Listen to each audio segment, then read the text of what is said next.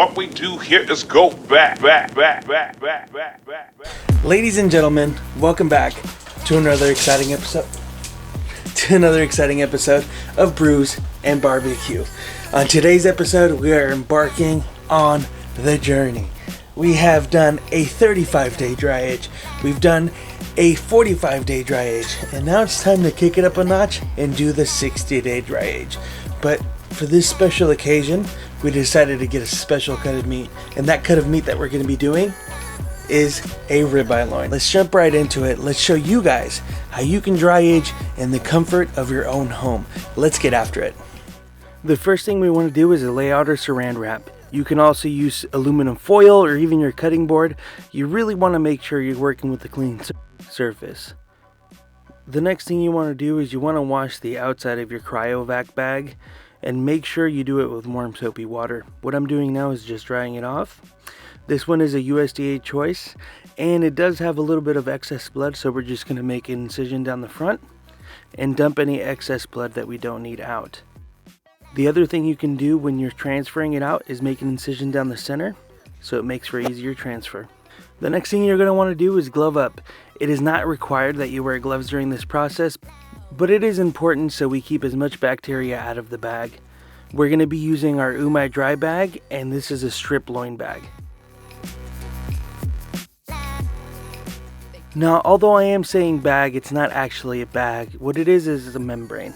UMAI DRY has figured out a way to keep all the bad bacteria out of the bag while releasing all the moisture from the inside, therefore causing the dry age.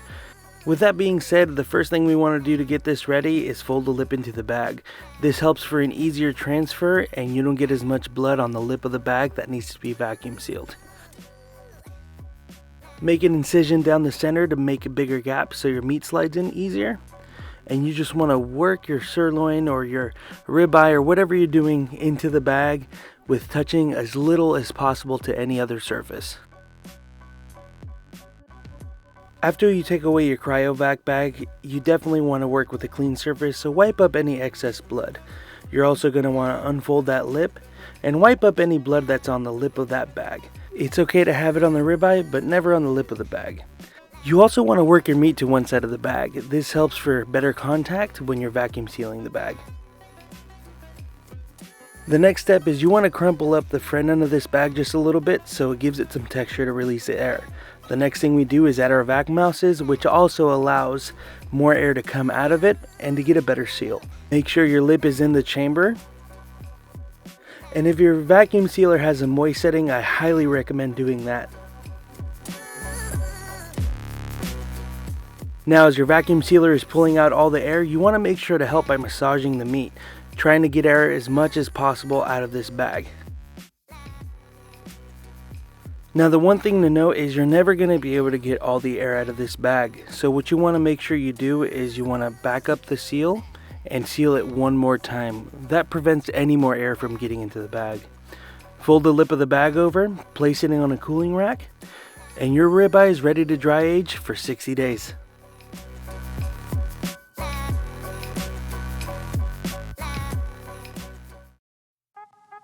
Now, after waiting the longest 60 days of my life, the ribeye is ready to go. It's super hard to the touch, so let's crack this open and see what the other side looks like. Now, the one thing I noticed when cutting this open is it's super tough, so you want to make sure you get a super sharp knife for this butchering.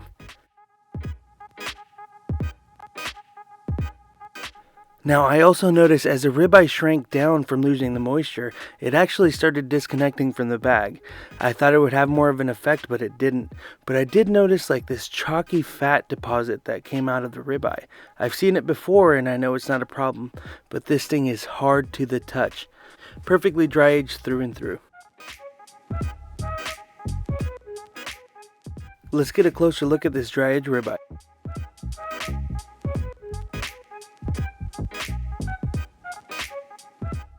Now, the first thing I want to do to make sure it didn't penetrate too deep is cut the end off. Normally I'm going to split it down the middle to butcher it, but I want to take a peek at it and see what it looks like. And the results were amazing. It's super hard on the outside, but if you feel the meat on the inside, it's really soft. Now pick a spot closest to the middle as possible and start making your initial cut.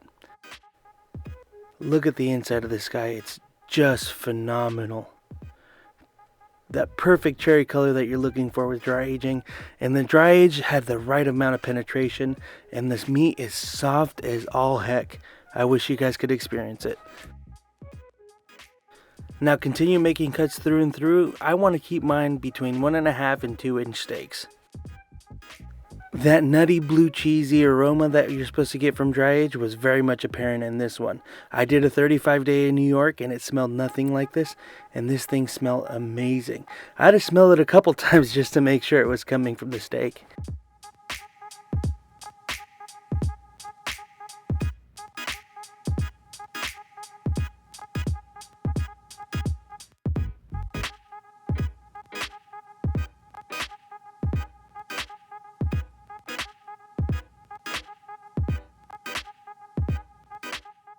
The yield from this ribeye was 10 steaks. Now I did cut them a little bit thicker, so I'm sure I could have got more 1-inch steaks, but these look amazing. I think this ribeye is the lucky winner for the taste test. Let's start processing this guy and getting it ready for the grill. Now, there's a lot of ways to store your ribeyes. You can store these for up to a year vacuum sealed in your freezer. You can store them with the pellicle on or off. When we did it with the New York strip, I vacuum sealed it with the pellicle on. It just made for a ton of work when we went to cook the steaks, so I'm going to pre-trim all these guys before we vacuum seal them. Now, after you're done trimming it up, you should look something like this. It almost looks like a super trim. There's so much dry age around it that you cut off a lot, and it is essentially a super trim. We got lucky with this ribeye that this guy has a nice cap to it. It's nice and thick, but doesn't have a lot of intermuscular fat. I want this guy to keep a round puck-like shape when I cook it, so I'm going to be wrapping it in some butcher's twine. This simply helps it keep its shape while you're cooking it.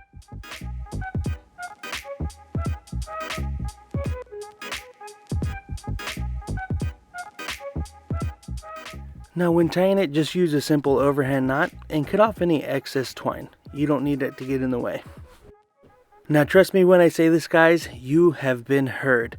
The last dry age I did with the New York strip, you guys grilled me for using salt, pepper, and garlic powder. So today we're keeping it simple with just salt and freshly ground pepper. Now this ribeye is pretty thick, so you want to be generous with your seasoning. Flip it over and do salt and pepper again, and make sure you pat it in and roll it around in all that extra salt and pepper. And just like that, your steak's ready for the grill.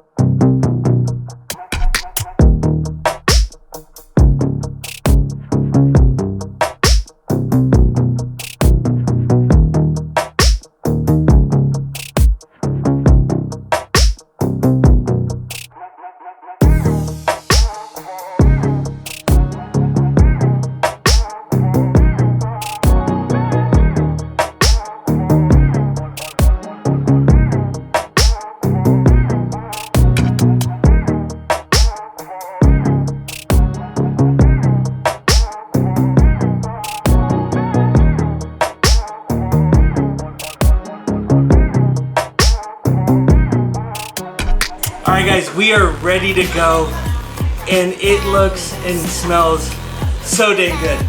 One of them was a little bit overdone. We actually did 3 on this one. I only showed seasoning 1 and trimming up 1 because just for the sake of a long video.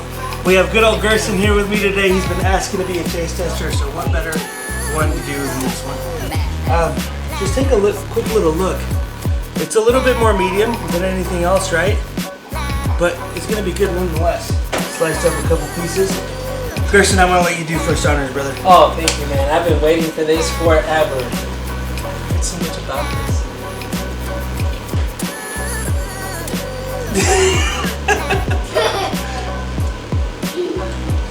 Is that the one? That's the one, man. That's the one. Let me see. Tender juiciness. That's the Here we main thing I never get. Oh yeah. Oh man, that's super soft. Even though it's a little bit more done, it's extremely soft and you barely have to chew the thing. I mean, you just go straight through it. It's an, I might have to have another one. Thank you, man. Thank you. oh man. And that's not even apart from the cap. Let me give you. Oh, the crust. Oh snap! That's a different because that. We're gonna try some ribeye cap right here. Try that. It's part of the cap. Oh, come on. No, my crazies. Come on. Let me give you a fist bump on that. Ladies and gentlemen. Well, thank you guys so much for watching. If you enjoyed the video, drop a like. I don't want to hear nothing about the steak being overdone. We know it's medium, not medium rare. That's what we were going for. But everybody in the house likes a little bit less rare. So thank you guys so much for watching. I hope you enjoyed the video. Salt and pepper this time. That's it. No garlic powder. But if you enjoyed the video, drop a like. If you're not a subscriber, make sure you smash that subscribe button. And we will catch you guys on another episode of Brews and Barbecue. We'll see you guys later.